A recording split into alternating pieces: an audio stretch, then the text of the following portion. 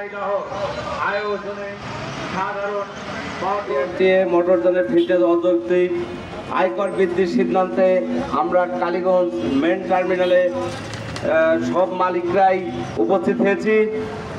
আমরা এই আয়কর 16,000 টাকা ছিল, সেই আয়কর 16,000 থেকে 30,000 টাকা করা হয়েছে। এটা আমাদের দ্বারাই অসম্ভব হয়ে পড়ছে। আমাদের এই 30,000 টাকা আয়কর দিয়ে মোটর গাড়ি চালানো অসম্ভব হয়ে পড়ছে। তাই আমরা সরকারের কাছে বলতে চাই যে আমাদের পূর্বের আয়কর 9,500 টাকায় ফেরত নিয়ে আসার জন্য, এবং এই আয়কর 9,500 টাকা ফেরতের দাবিতে আমরা চলমান 1/8/2025 তারিখে মানববন্ধন পরে আমরা 10/8 তারিখে অনির্দিষ্টকালের জন্য সড়ক অবরোধের কর্মসূচি ঘোষণা করব। আমরা সরকারের কাছে অনুরোধ জানাই যে আমরা এর মধ্যে এই জন্য সুষ্ঠু একটা সমাধান চাই। এই মানববন্ধনের পরেও যদি সরকার তাদের এই অযৌক্তিক দাবি তুলে না নেয়, তাহলে আগামী 10/8/2025 সকাল 6 ঘটিকা থেকে মেন বাস টার্মিনালে আমরা আমাদের মালিক পক্ষর আর কোনো বাস চলতে দেব না, ট্রাক চলতে দেব না, কোনো সকল মোটর যান আমরা আর চালাবো না। আমি এই 10/8/2025 3 তারিখ সকাল 6টা পর্যন্ত আমরা যে সিদ্ধান্ত নিয়েছি সেই পর্যন্ত আমরা অপেক্ষা করব।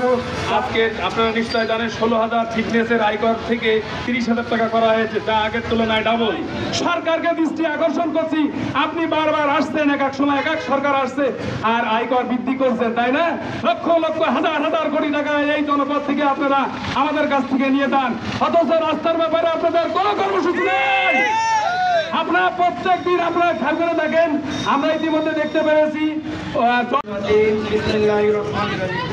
বাংলাদেশ সড়ক পরিবহন আইনের বিআরটিএ মোটরযানের ফিটনেসের অযৌক্তিক ইনকাম ট্যাক্সের বৃদ্ধির প্রতিবাদে মানববন্ধন ও সড়ক অবরোধ কর্মসূচি আমরা এই 16,000 টাকা থেকে 30,000 টাকা ইনকাম ট্যাক্সের প্রতিবাদে আজকে এই মানববন্ধন। আজকে মানববন্ধন থেকে আমরা যদি মানববন্ধন থেকে সিদ্ধান্ত নেওয়া হয়েছে সব মালিক মিলে আমাদের এই মানববন্ধনের থেকে 9,500 টাকা আয়কর বৃদ্ধি না করা হয়, তাহলে আগামী 10 তারিখে অনির্দিষ্টকালের জন্য সকাল 6টা থেকে আমাদের অবরোধ কর্মসূচি চলে থাকবে।